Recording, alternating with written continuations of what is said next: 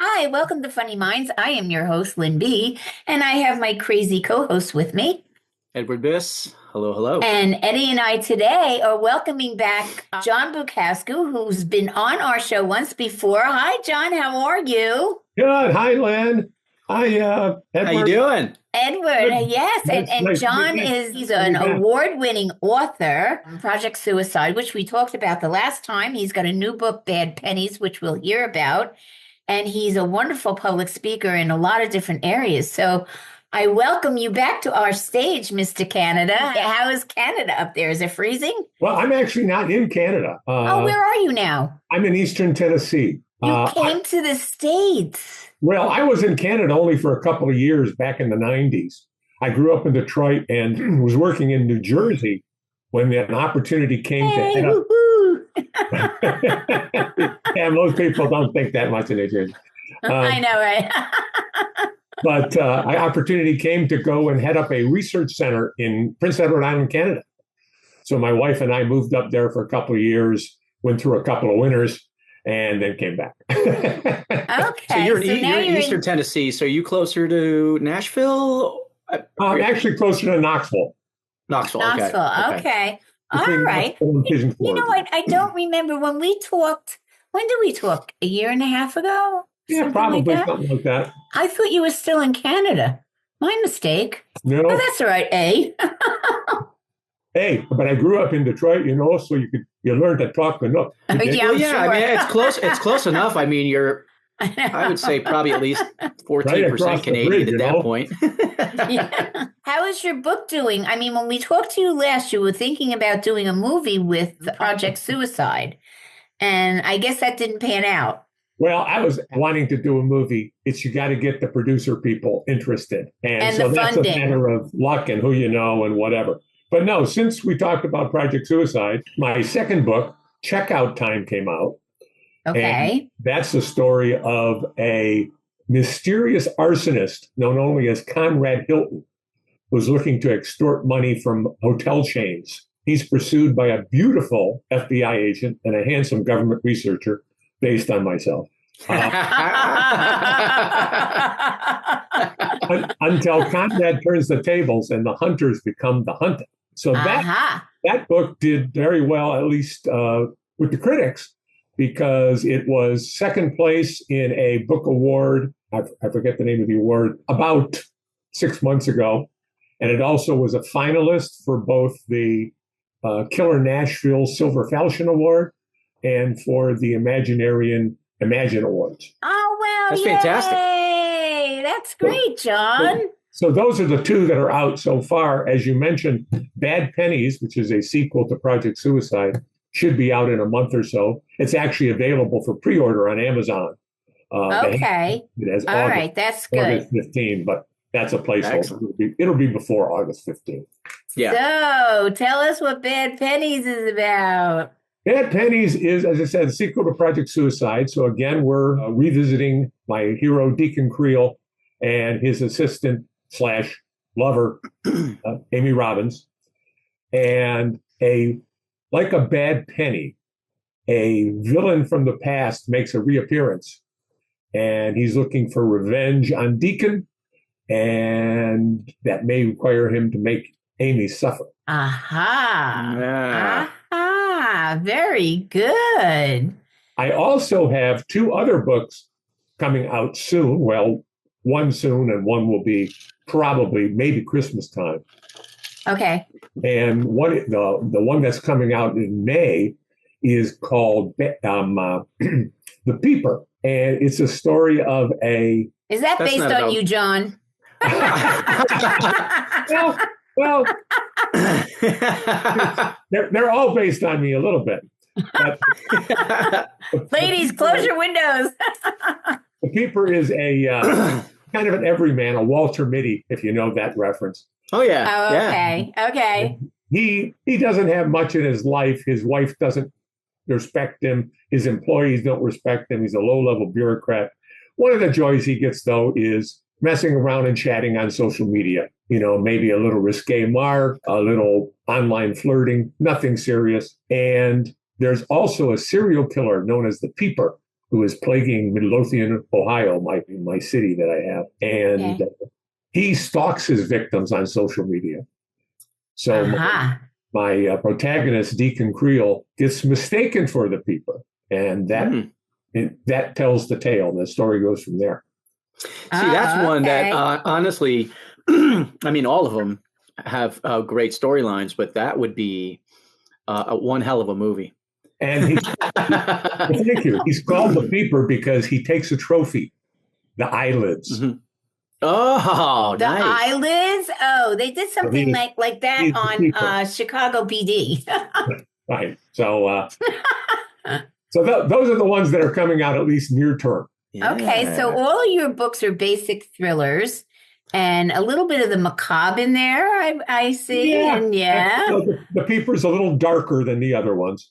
Yeah, it seems so. I just immediately go to who would be in that movie, and I start thinking about who would play the antagonist and who would play the actual Peeper. And I feel as though I see John Travolta in there. Really? John Travolta with a shaved head, might be too strong a personality. I'm thinking of somebody more like a Ryan Gosling. Yeah, that's not a bad one either. Kind of a quiet guy, unassuming.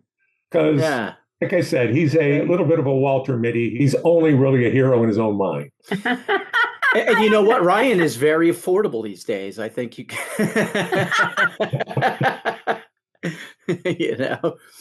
Yeah, but the trick is to get people to get interested, and the funding. You got to get the funding. From what I understand, it's very difficult to get funding. I have both books that are out on a thing called Option Avenue, which is something that producer type people can scan through, look for interesting log lines, interesting topics. Things that are good in the movie, but it's still a matter of luck a little bit in that, there's thousands of books listed on Option Avenue. And it's one of these things where certainly it's a possibility, but if my books never get made into a movie, so be it, as long as people enjoy reading them.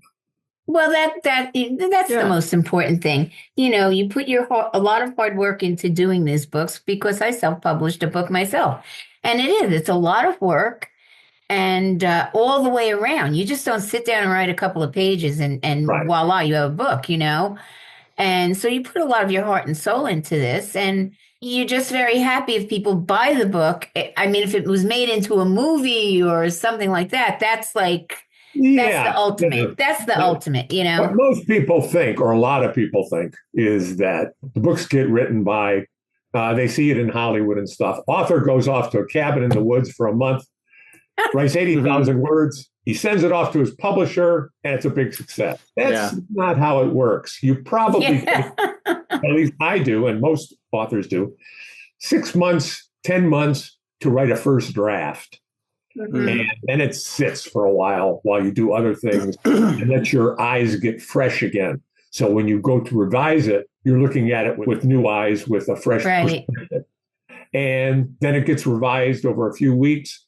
And then it sits for a while, and then it gets revised, and it sits for a while. And finally, you think it's good enough to send to an editor, send to your publisher, put out there for other publishers or whatever. Then it goes through the publication process, the higher level editing, the copy editing, revising each time. So all together, it takes better part of 2 years. The time you start writing until it gets out, the publisher releases it.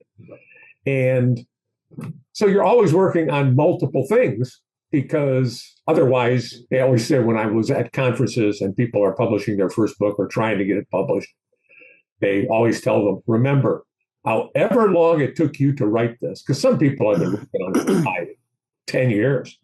Yeah. If it gets picked up, a publisher is going to want the next one in a year. So you have to always be on your toes. Yes. Then you have to be on your toes. The business aspects of it. You've written this book. Great. When's the next one? Yep. That's the Beatles. It's like, oh, you got an album, sounds good. We need 8 more by next year. Recording artists is kind of the same, and that's just it's a lot of pressure. I mean, I'm sure you always have ideas in a hopper. You always have a lot of thoughts that are there, maybe rough drafts and different ideas, but to have to snap your finger, make that happen in a year is I have probably in various forms, from first draft to very polished draft, I probably have about 5 more books that are either I'm working on or making the rounds to publish. Oh, wow. So I have a horror thriller that's actually with 3 publishers right now who are looking at it. Okay. So it's, and you write short stories. I've got 20 published short stories. I want to turn 19 of those into, they've been published in anthologies and online magazines, things like that. Okay. I'd like to turn 19 of those, the ones I have creative control over right now, copyright and everything, into a anthology of my own. So I'm also working that up. I have like a second draft of that. So, to get out there so people could read my short stories. Yeah. And you have a life. Yes. And you have to have a life, yes. You have to make time to eat dinner, like you got things going on. This is a big part of it, for sure. Do you have anybody that you can trust in as you're going through this process where you could kind of hand it off and say, give this a little quick look-see and that's what maybe your honest opinion, maybe your wife or a family member or somebody. What they call beta readers. My wife is a professional nonfiction editor. So she always does an edit of the book and she gives me her opinion, just, a copy edit. She doesn't do a developmental edit because she's not a fiction. But I also have a very good friend who I've actually dedicated the Peeper to, Elizabeth Haynes. And she is my go-to beta reader. We read other stuff. And so, you have a community that you work with. And I also, when you go to conferences, a lot of times you can sign up to take a couple of pages or maybe 10 pages to a editor or a publisher or a agent who will look at them and give you their opinion. Their opinion. Okay. You got all those things going on. We all tend to think our it's better than it is, sometimes worse than it is sometimes. Right. Yeah, it's good to get a different perspective. 10 years to do my book, but not because I didn't want to. I didn't have the time. I was very involved. So I would keep writing things down. And I'm glad it took me so long because I added so much more to the book, taking that much time. But once I was free to really devote my time to it, then it took me probably another 6 months to, get the editing done and what have you, all that other nonsense. I knew what my cover was going to be. So, I worked very well with the person to give them the idea. And she got it right like the 3rd time in. It was like perfect. And I was like, yes, that's exactly what I want, So, but not that I'm writing other things because I think somebody's going to ask me for something, but I'd like to do some kids stuff when I have some time, right. Which is very hard, but because I don't devote myself to just that, People ask me about writing and writing schedules. And this is true for most authors, I think, maybe some exceptions, Stephen King being a big exception. But you have to do it every day. And so you treat it like a job. You're doing it every day. Usually only do 2 or 3 hours, maybe a little more, maybe a little less. Try to work to a word count, 500 words, 1,000 words. I mentioned Stephen King. He does 2,000 words, which is considered unbelievable. Yeah. Okay. So that's the process. So you have to do it every day like it's a job, but you have to treat it like a hobby. You have to enjoy doing it. It has to be something that you like to do. Otherwise, with all the rejection and the fact that, you're typically, most people don't get rich. Even agented authors who have quite a few books still have a side job. Yeah, we all have side jobs. Like musicians. Oh, yeah. True. Make a lot of money. You either want to eat or you don't want to eat, Yeah. Most people don't make a lot of money. You've got your J.K. Rowlings, your Stephen Kings, your Elmore Leonards, and, Right. Those are the people Decky and the whole 9 yards, Patterson, make a lot of money. But, and so you have to treat it as both, as a job and as a hobby. And I think in that respect, it's a good hobby to have because it's entertains you while you're entertaining other people. Yeah, right. absolutely. Right. But I could understand when you talk about a writing schedule like 2 to 3 hours, because, obviously you're just going to, again, hit that wall or burn yourself out a little bit. And then to maintain that pace every day, you're going to start to find yourself going, well, I put in 4 hours yesterday. Maybe I'll take today off. Doing anything creative like that, I think it's hard to do, whether it's painting or music. It's hard to do it for more than a few hours at a time. Oh, absolutely. Especially, I'm what they call a pantser, a right by the seat of your pants. And so I don't have an outline. I was thinking something totally worse. my mind just goes right back to high school, and I was a pantser too, but only I was the one who went. Basically, I don't have an outline, so I'm coming up with stuff. I need downtime to kind of let things percolate through my head, because typically you come up with you sit down, you go, and you write your 500 words, 600 words, and you go, I really don't know where it's going from here. And then you're walking the dog or you're exercising and something clicks in. And you say, okay, that'll take me for another 1,000 words or 2,000 words. That's a good direction. Or maybe if you had a plot, you painted yourself into a little corner. Typically, it's when you're doing other stuff that the idea comes, all I got to do is change this to that. And then the corner, we can get out of the corner. And so, it's I hear people, they say, well, I'm going to sit down and write 35,000 words in a weekend. And it's like, well, if you can do that, okay. It's going to be crap. It's going to be a brain dump. And you're not going to want to write for another month. Right. Or you're going to look at it. I could say 35,000 words in a weekend, but I could never write it. or you're going to come up with something, you're going to say, you know what? I can't do anything with this because there's plot holes all over the place. It's don't expect to do that. Expect to write, be easy on yourself, I tell people. Mm-hmm. Expect to write 500 words, 1,000 words. If you write 1,000 words a day for a month, that's 30,000 words. In 2 months, you have a novel. In 3 months, you have a thriller novel. And, it's a little bit at a time. Mm-hmm. Have you ever been at a point in your writing career where you just sat there and stared and nothing was coming out? You were a blank wall? Yeah, you do. What I tend to do in that situation, some people say you got to work through it, and that's one thing to do. But what I tend to do is say, okay, I have no idea where this is going. Today, I'm not going to work on it. I'm going to work on a short story. I'm going to do some revision of another book. And typically that resolves itself with a day or two of doing that. And then you can get back to writing what you were writing. You got to let the mind wander. It leads you down all kinds of great paths. And that's one of the great things about being a pantser by the seat of your pants is things happen that are surprises to you. Mm-hmm. A plot point, a turn, a character, what they do. Maybe they're a villain and you didn't know it. And it's like, ooh, that surprised me. Well, it's going to surprise the reader. So it's a good thing to have in there. Whereas if you plot it, and there's nothing wrong with outlining. A lot of people do it, especially for things like traditional whodunit mysteries, where you got to know where your red herrings are and where your clues are and all that stuff. Romance novels, which are very formula. Plotting is very common in those. But I think for thrillers, more common to write by the seat of your pants. Mm-hmm. What about eating mushrooms before writing a thriller? I have a writer's block, but now I don't. I wrote 15 books in a weekend. I don't like those kind of mushrooms. But, well, put them on a hamburger. Wait. No, the problem with that is you'd come up with a really incredible title. And then the rest of it would be what was this guy on?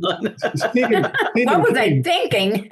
Stephen King, who is one of my influences, I think he writes great characters, really lovable characters, really alive characters. He is a recovering alcoholic. And his biggest fear was if he quit drinking, would he still be able to write? Because they always say, write when you're drunk, edit when you're sober. You need the mind open and flowing to get the ideas out, then you sit back and make them make more sense and clean them up. But yeah, so that is a concern. Many writers have been alcoholics. One of my influences, Hemingway, Ernest Hemingway. You could easily say he was an alcoholic. He drank copious amounts all the time. I think we were down in Key West, and there's the place he used to hang out at, Papa Joe's, and they said he used to have a thing called the Hemingway daiquiri, which was lime juice. I think it was grapefruit juice and rum, and I don't think anything else. I think it was just, and he has a record for drinking 16 of those in a night. So I would say he was probably a functional alcoholic. That's poison snake right there. But that's and drug use, cold stuff like that have been very common in all creative people. Painters like Van Gogh, and yes, you're right. It always has been, because it opens the mind up. And so the idea of mushrooms or marijuana or what, although marijuana might make you too mellow to write.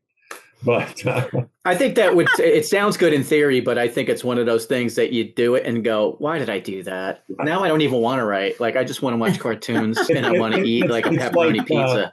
Acting. I used to do a lot of community theater and stuff years ago. Mm-hmm. And, you're tempted to say, I'm a little nervous, and I'll have a few drinks and it'll loosen me up with the performance. Well, it just makes your performance sloppy. And so you've got to learn to not rely on that.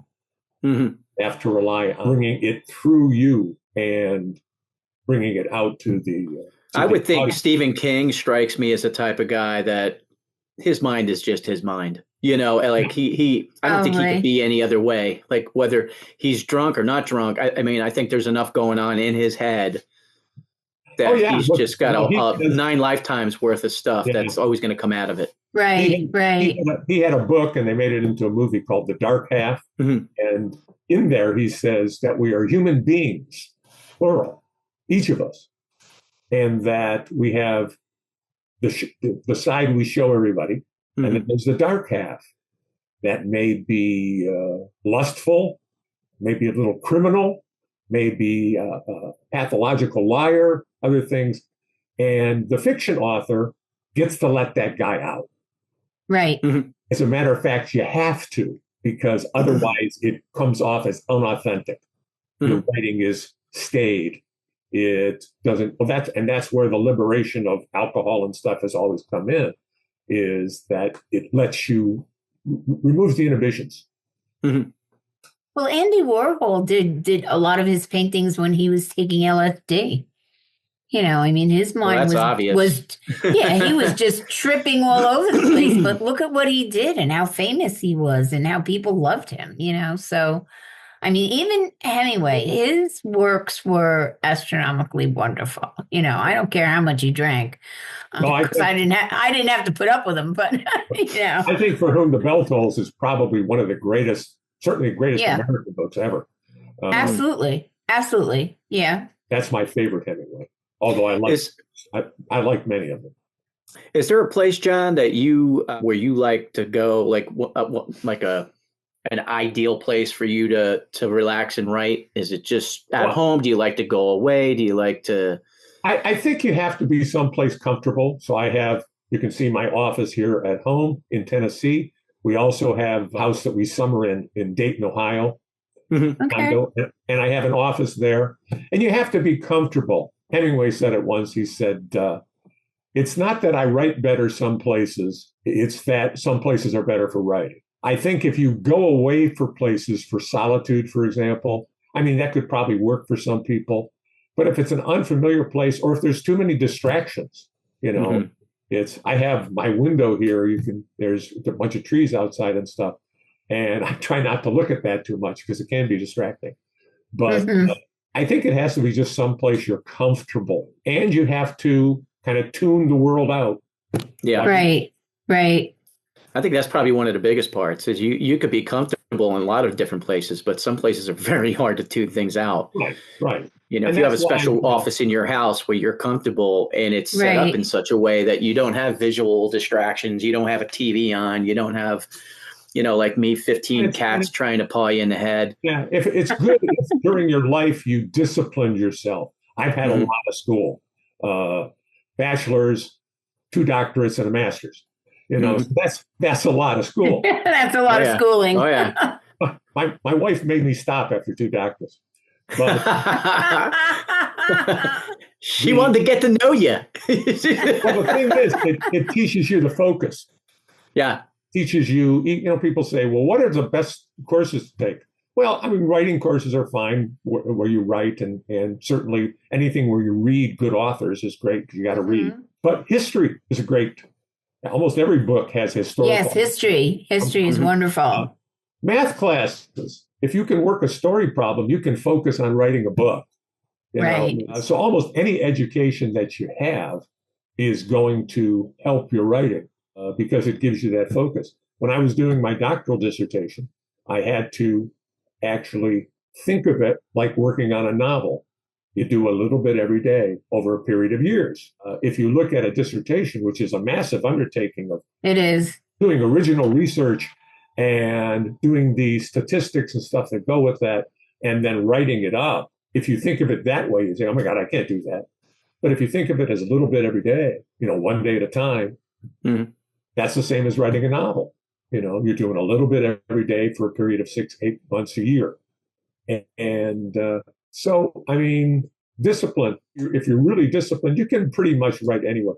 Stephen King used to come home after his second job at 2 in the morning when they were living in a trailer, and he would go into the furnace room of the trailer, sit on a chair, and write for an hour. I mean, that's discipline. I didn't know. I didn't know that. That's interesting. That's dedication. When I was finishing my book, because my mind is just constantly going, I was thinking of so many things, and my mind was going faster than my writing, and then I'd have to sit back and take a few minutes and collect my thoughts and then get back into it again. And because my mind, even now, I mean, without writing anything, my mind goes constantly. Even at night, it's constantly going on about a million different things, So I don't know how your mind is when you're writing, but that's how mine was.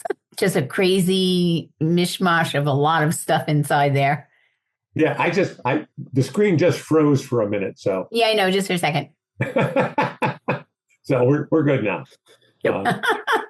Yeah, but so I mean, with my journey, like I had 3 things that I was really interested in going throughout, like grade school, high school, and stuff. One of them was history. I've been studying military history for probably 55 years.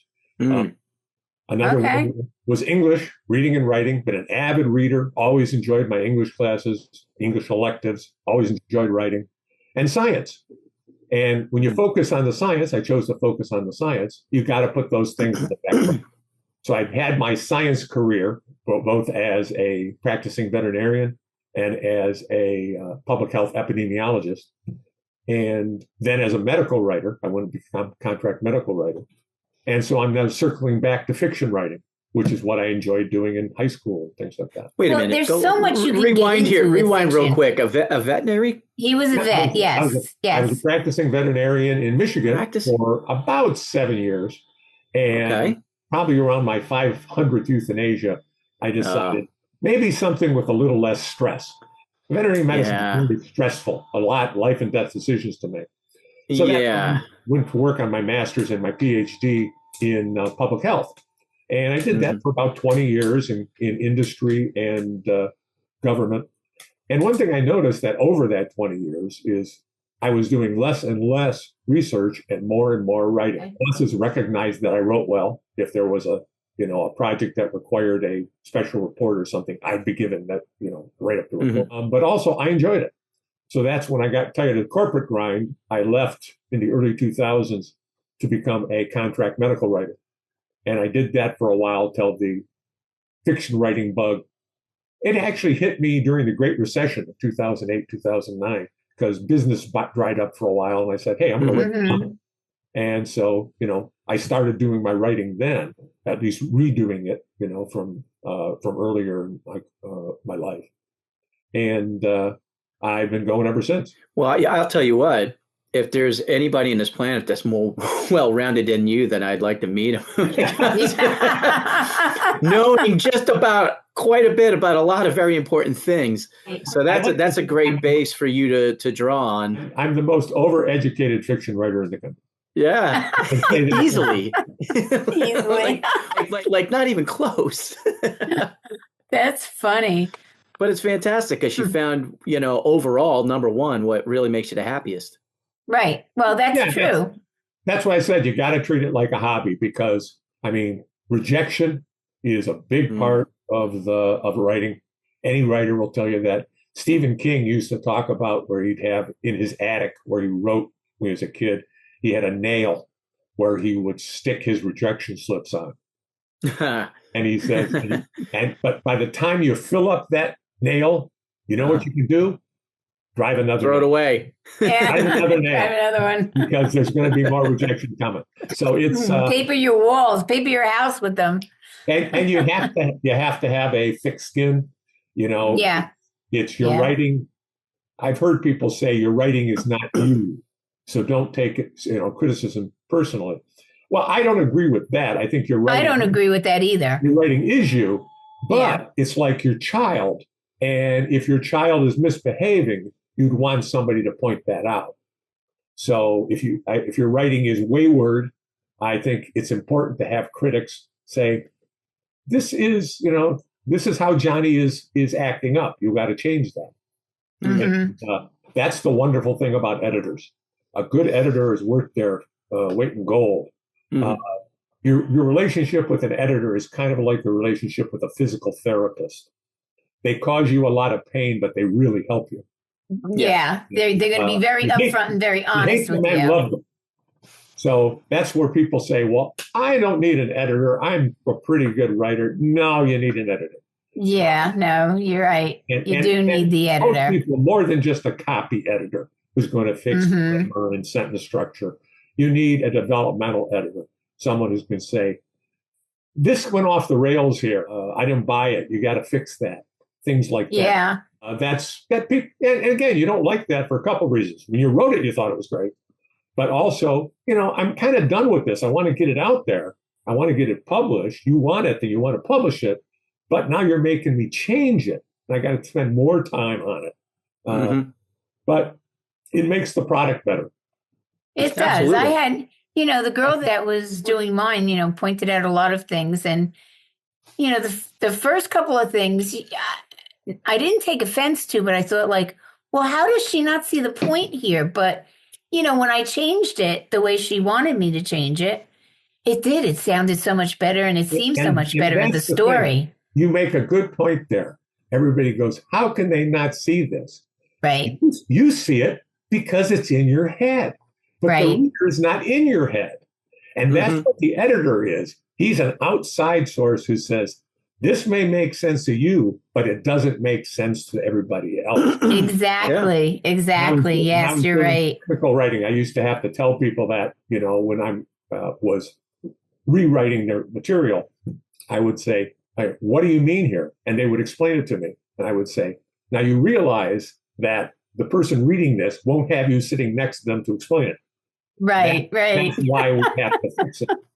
And so that's the same with the editor. You see it in your mind, which is why you can never be your own editor. You can revise with fresh eyes, but you're never going to see it like an outside reader will. Right, exactly. No, you're 100% right. And I found that out real quick. That's and it's like I said, it's a little painful in the process, but over time you learn, especially an editor you can trust, people who come to you in good faith and make really good comments, and you say, okay, I'm going to go with you. Yeah.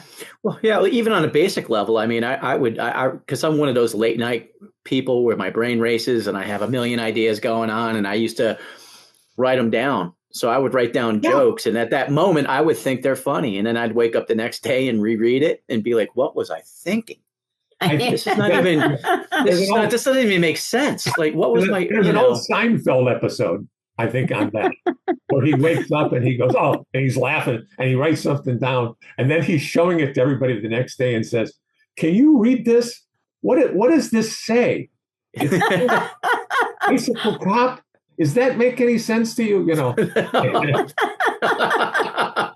It's true. So I would never have to get past myself. Yeah. I was like my own worst critic, and I was like, "Oh, I must have fell off the bed and hit my head or something." I know. But I have come up with ideas from like dreams, and you're right. If you don't write them down right away, you think, Right. "Oh boy, that's a powerful idea. It's going to stay with me when I get up." It doesn't. It's gone. No, you're right. I have on my phone a little notepad where I write ideas. Voice recorder. Yeah.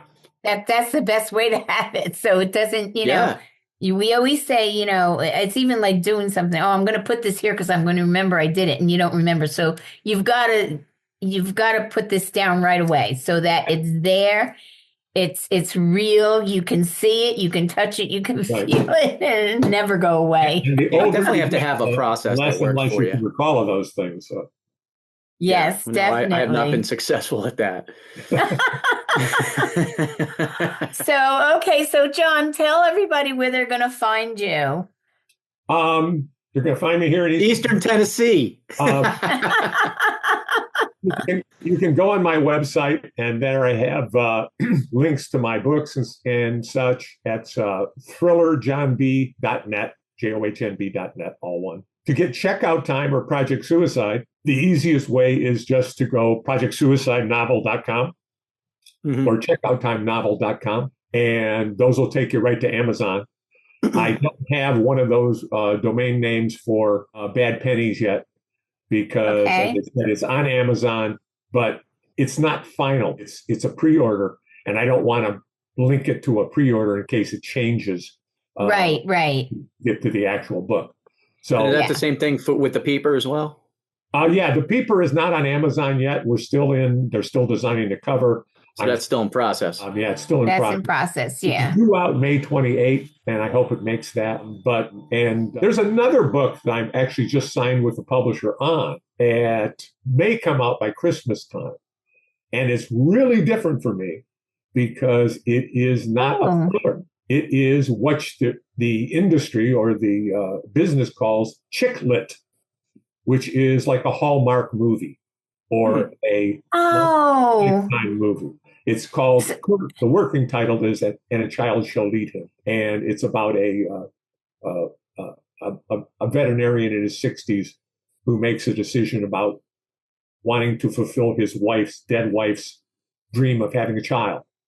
And so it's all about his journey through surrogacy and things like that.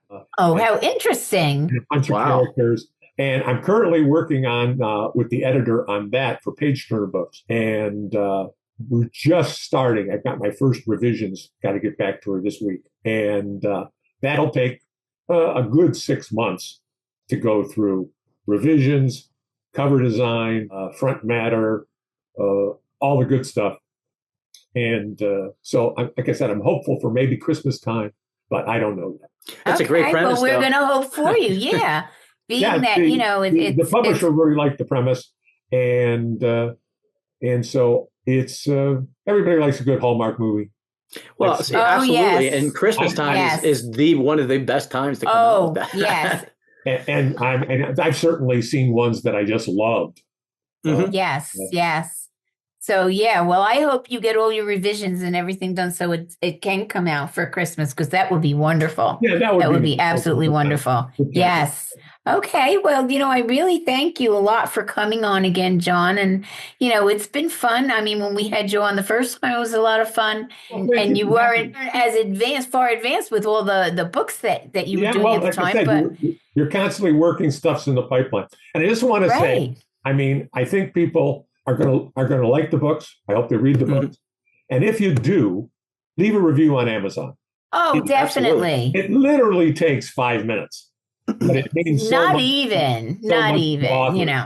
Yeah.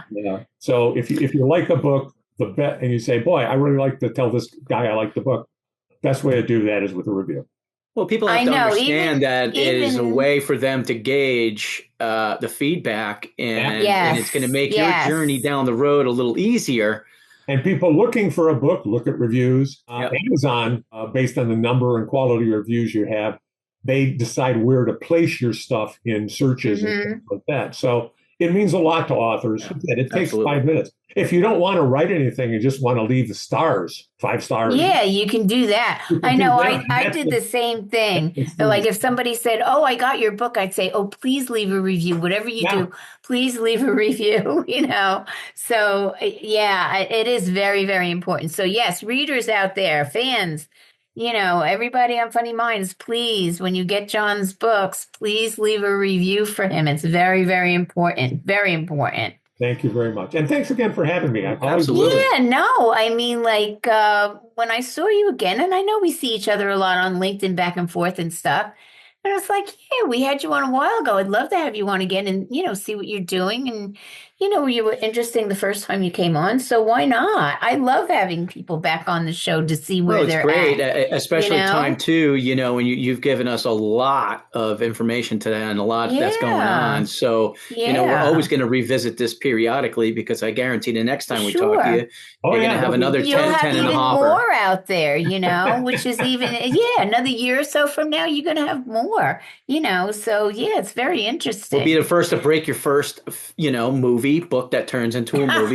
That's right. We'll be first in line to break that one. You can say you knew me when. Yeah. That's right. I can say I knew him before he got his 19th doctorate. Yeah. Yeah, right. And his wife is no longer talking to him. One hell of a writer with a gun collection behind you. I see you got some. Those are my wall hangers. They're just kind of, this is my man cave. Okay. Okay. Okay. I got the wall hanger man cave there for show. Well, everybody, this is funnyminds.com, and I really, really thank you for being with us today. And I thank John for being with us. And he's such an interesting man. And I love his concepts. I love the way he writes. So if you go on funnyminds.com, you will see there are 2 organizations that we really like to talk about, and that's St. Jude's Children's Hospital and breast cancer. And there's a big purple button if you'd like to donate. By all means, please do so. You can follow us on YouTube, which we're really, really pushing. Please subscribe to YouTube and on Spotify. And then the audio is on all other platforms. And I'm an author too, which we spoke about. And this is my book, In the Blink of My Eye. So if you'd like to go on Amazon or Kindle, you can get my book. And please, if you do, leave a review for me too. Yeah, by the way, all my books are, they're distributed through Ingram. So any place, Barnes & Noble, whatever, you can have it ordered. You can ask your library to order one. All you need to get them is the title and an ISBN number. Well, that's true too. My books are in different places too. So if you just put the name in or the person's name, you're going to find a whole list of everything that you did, John. And, they can go from there, and it's just going to outskirt into where they can get the books, which is a good point to bring up. It's a very good point to bring up. So with that, I'm going to say goodbye and thank you again, and good luck to you. And I'll be watching, and I'll see you on LinkedIn here and there, and we'll converse. And, it was great to have you on the show today. Thank you, Lynn and Edward. It's always a pleasure. I hope Thank you, John. Yeah. Thank you so much. Be safe and be well. You too. Yes. Bye-bye now. Bye.